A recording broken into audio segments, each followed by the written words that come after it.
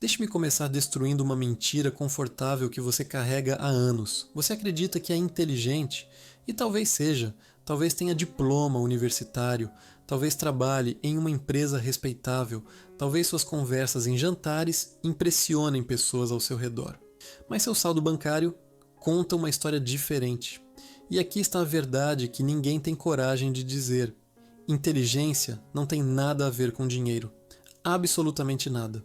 Eu vi homens brilhantes, médicos, advogados, engenheiros, pessoas com QI acima de 130, e vi essas mesmas pessoas presas em empregos que odeiam aos 50 anos.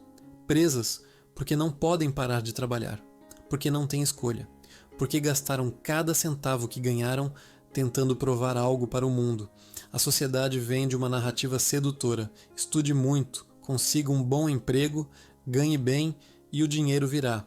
É uma mentira cruel, porque ela omite a parte mais importante da equação. O dinheiro vem, mas também vai. E a diferença entre riqueza e pobreza não está no quanto entra, está no quanto fica. Pessoas inteligentes continuam ganhando pouco, porque confundem renda com riqueza.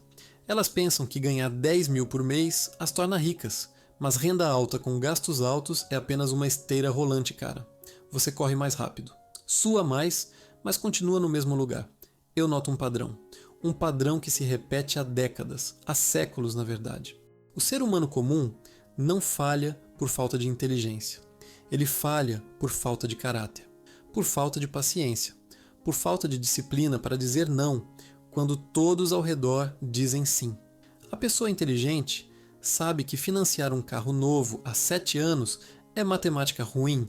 Ela entende juros, ela entende depreciação, mas ela compra mesmo assim. Por quê?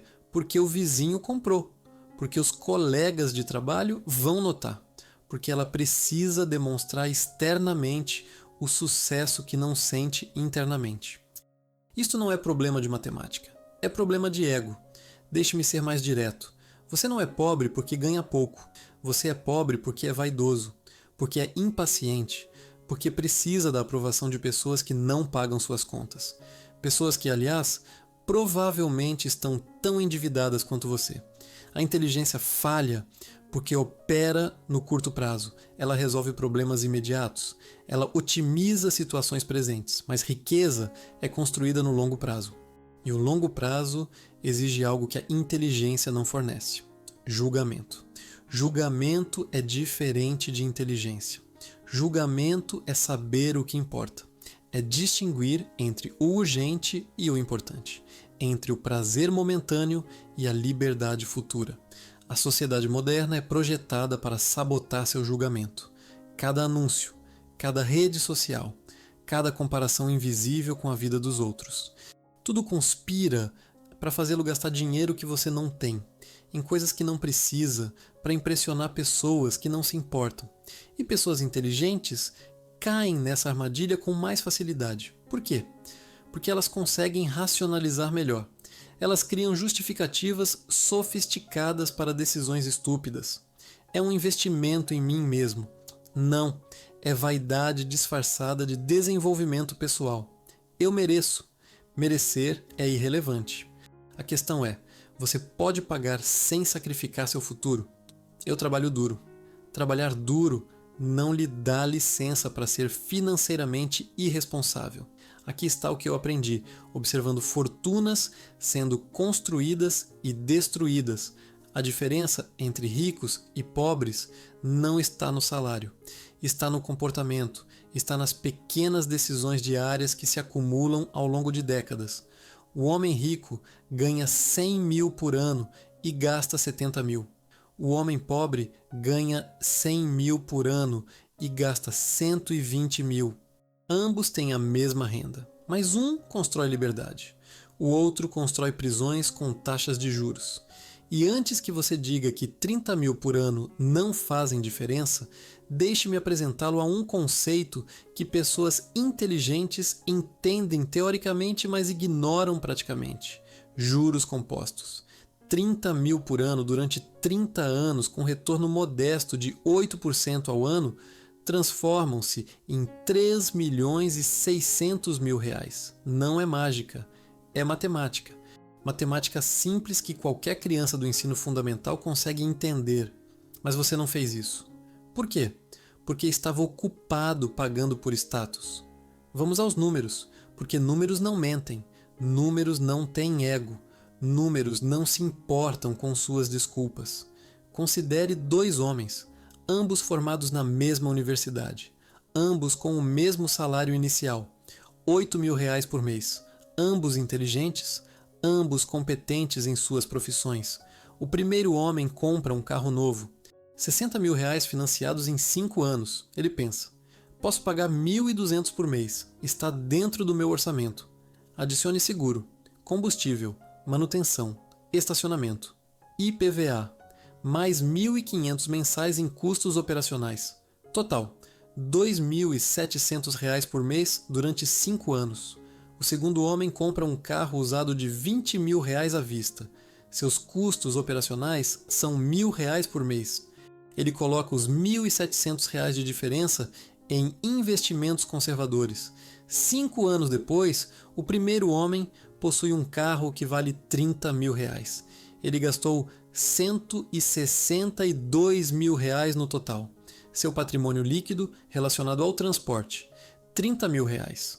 O segundo homem ainda tem seu carro usado, agora valendo R$ 12.000. Mas ele tem R$ 125.000 investidos. Seu patrimônio líquido, R$ 137.000. Diferença, R$ 107.000 em apenas 5 anos, por uma única decisão. E isto é apenas o começo, porque o primeiro homem, ao final dos 5 anos, provavelmente vai querer um carro novo novamente. O ciclo recomeça, ele nunca sai da roda. O segundo homem mantém seu carro mais 5 anos e aqueles R$ 125.000 continuam crescendo. Com juros compostos trabalhando a seu favor, 10 anos, 20 anos, 30 anos. A diferença não é mais R$ 107.000, é milhões. Por uma decisão, uma única decisão sobre vaidade versus matemática. Mas deixe-me mostrar algo ainda mais brutal, o custo de oportunidade real. Quando você financia R$ 60.000 a 12% ao ano durante 5 anos, você não paga 60.000, você paga 80.000, 20.000 em juros puros. R$ 20.000 jogados fora para ter o privilégio de dirigir um bem que se deprecia 20% no momento em que você sai da concessionária. Agora inverta-se a equação. Se em vez de pagar 20.000 em juros, você tivesse investido esses 20.000 a 8% ao ano durante 30 anos, eles se transformariam em R$ 200.000. Você trocou R$ 200.000 de patrimônio futuro por 3 anos de carro novo, com cheiro de concessionária. Esta é a matemática que pessoas inteligentes ignoram, porque matemática não impressiona ninguém no semáforo. Eu vejo este padrão repetido em todas as áreas. Casas, roupas, restaurantes, viagens, eletrônicos. O brasileiro médio gasta R$ 300 por mês em refeições fora de casa. Café da manhã na padaria. Almoço no restaurante perto do trabalho. Happy hour na sexta-feira. São R$ 3.600 por ano. Parece pouco. Durante 30 anos, investidos a 8% ao ano, transformam-se em R$ 400.000. R$ 400.000 em cafés e almoços esquecíveis. Você ainda acha que o problema é salário baixo? Deixe-me apresentar outro número. A taxa de poupança. Se você ganha R$ 10.000 e poupa 1.000, sua taxa de poupança é 10%. Com essa taxa, você precisa trabalhar 9 anos para ter um ano de liberdade financeira. 9 anos de trabalho para comprar um ano de vida. Se você poupa 20%, você trabalha 4 anos para cada ano de liberdade. Se você poupa 50%, você trabalha 1 ano para cada ano de liberdade. A matemática é clara, brutal, inevitável. Mas aqui está o que pessoas inteligentes fazem.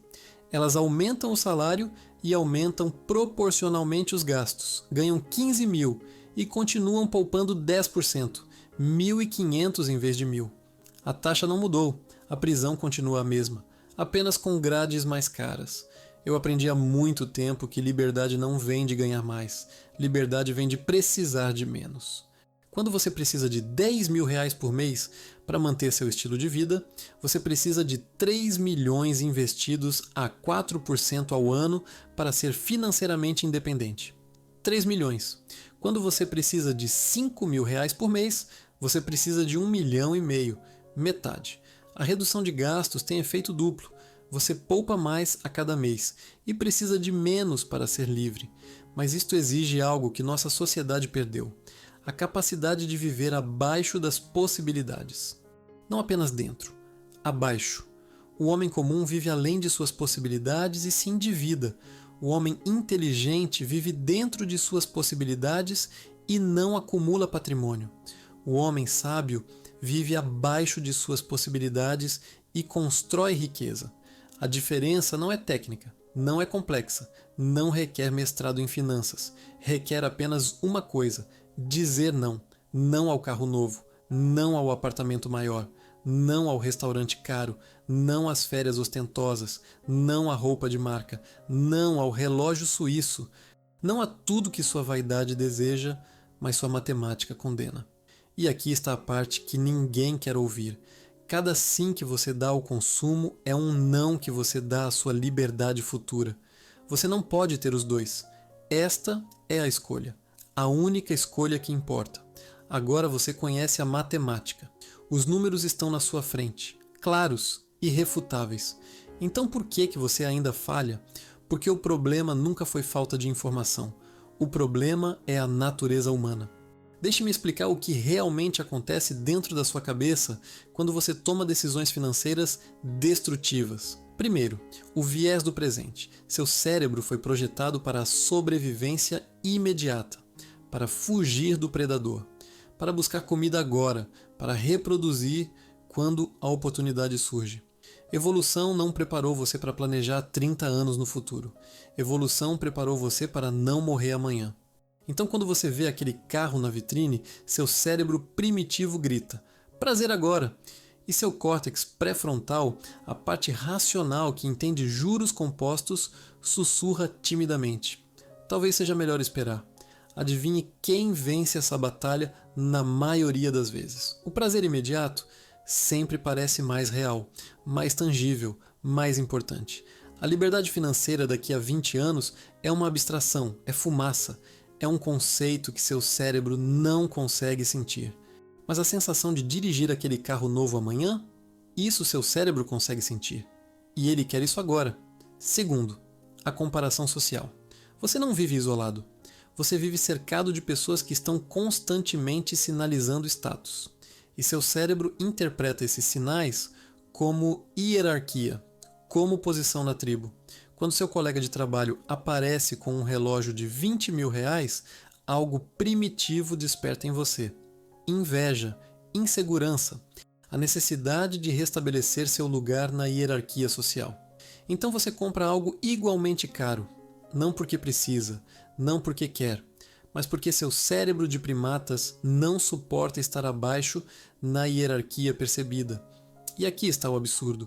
Você está competindo em uma corrida que não tem linha de chegada. Sempre haverá alguém com algo mais caro. Sempre haverá outro degrau de status para escalar. Você nunca vence. Você apenas se endivida permanentemente tentando. Terceiro, a falácia dos custos afundados. Você já investiu tanto tempo e dinheiro construindo uma imagem, um estilo de vida, uma identidade social. A ideia de reduzir gastos parece uma admissão de fracasso. Parece voltar atrás. Parece perder. Então, você continua, mesmo sabendo que está no caminho errado, porque seu ego prefere estar errado consistentemente do que admitir o erro e mudar de direção. Eu vi homens destruírem suas vidas financeiras por puro orgulho, por não conseguirem dizer: eu errei, preciso mudar. Quarto, a gratificação adiada.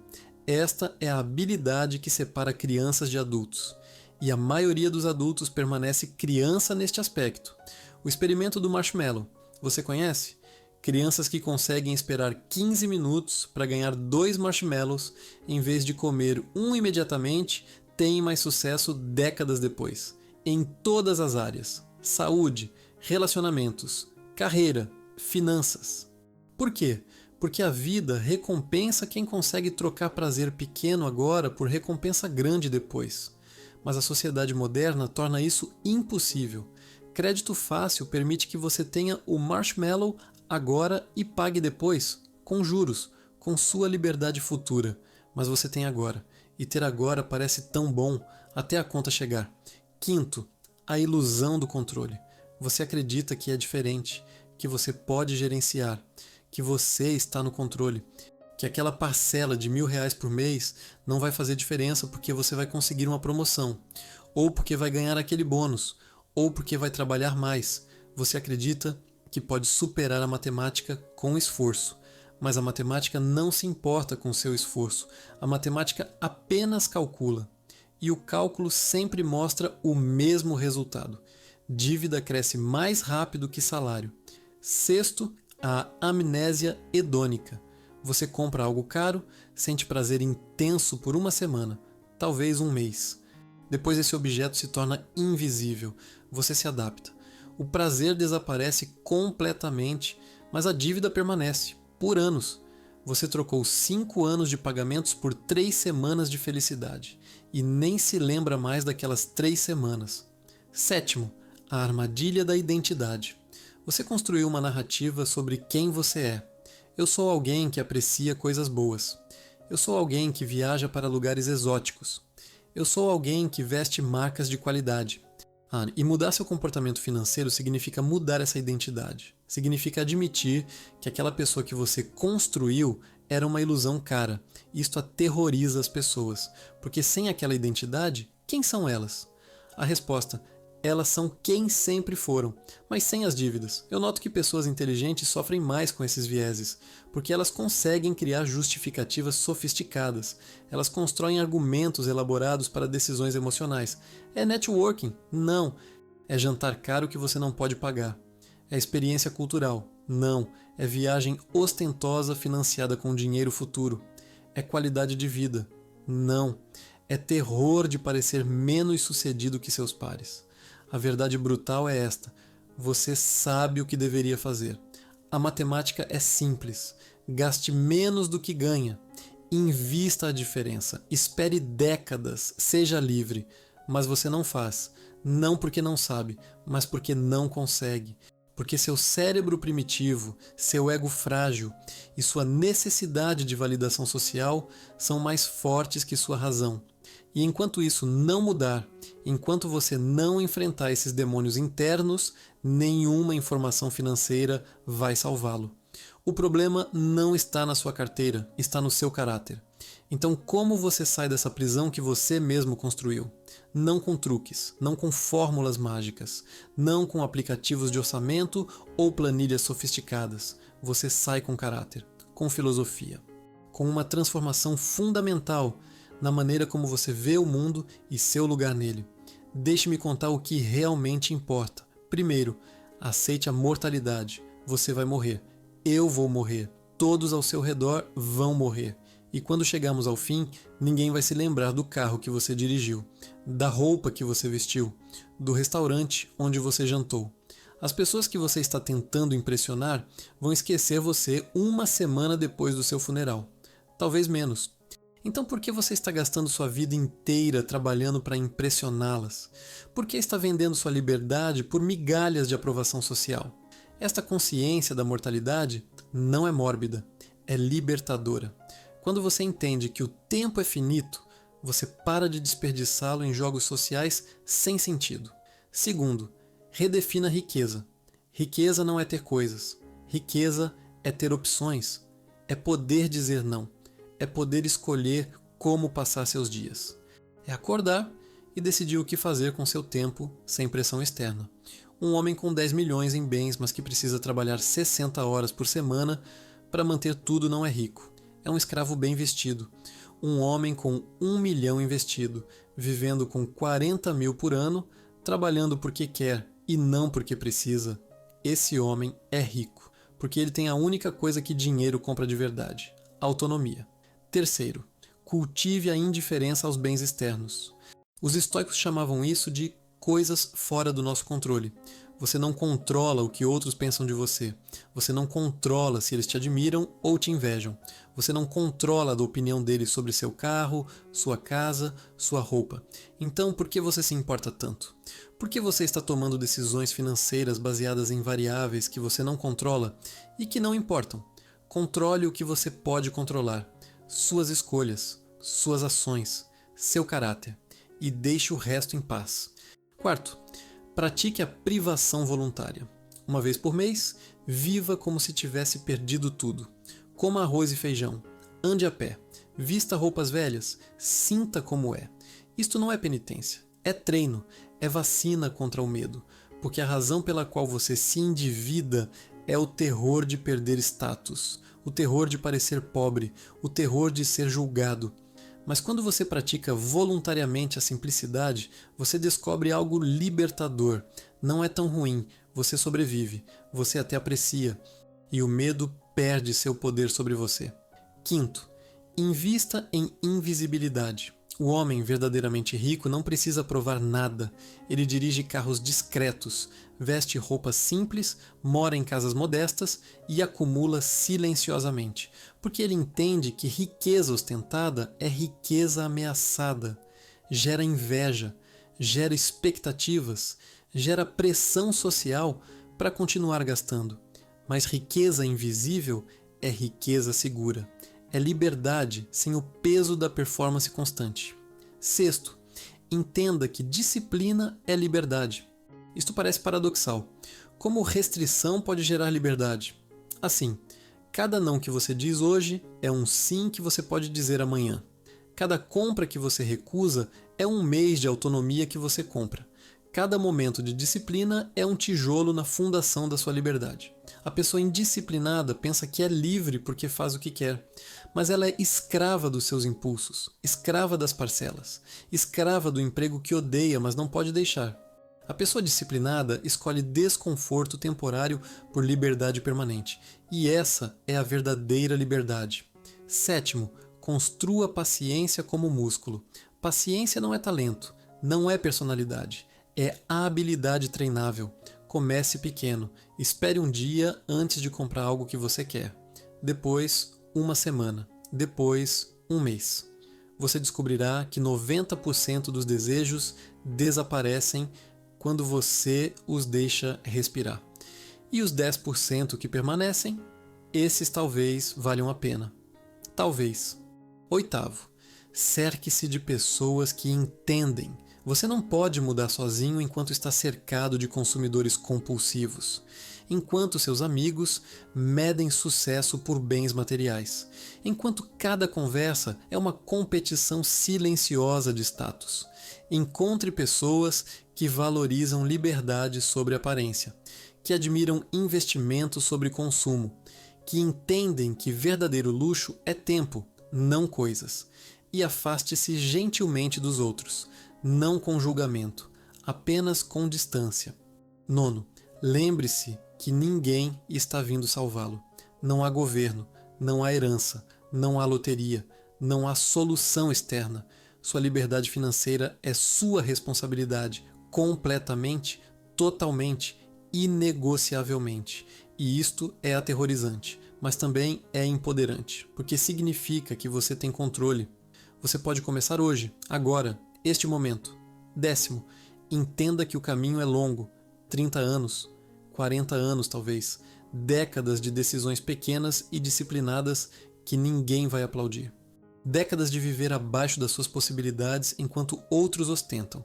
Não há atalho, não há fórmula secreta, não há investimento milagroso que vai torná-lo rico em 5 anos. Há apenas o caminho lento, o caminho chato, o caminho que funciona. E aqui está a verdade final. A maioria das pessoas nunca vai fazer isso. Elas vão ler estas palavras, vão concordar intelectualmente, vão até se emocionar um pouco e amanhã vão continuar exatamente como antes. Porque mudança real dói.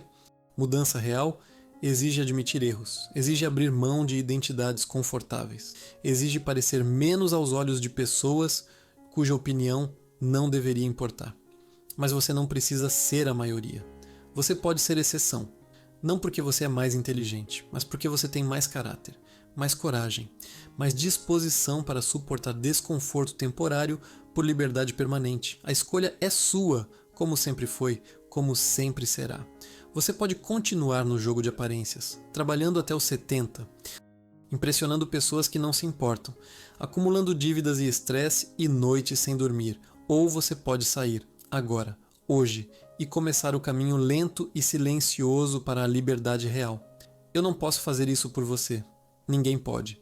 Esta é sua jornada, sua responsabilidade, seu caráter sendo testado. E no final, quando você olhar para trás, você não vai se lembrar das coisas que comprou. Você vai se lembrar dos dias que viveu em seus próprios termos. Essa é a única riqueza que importa.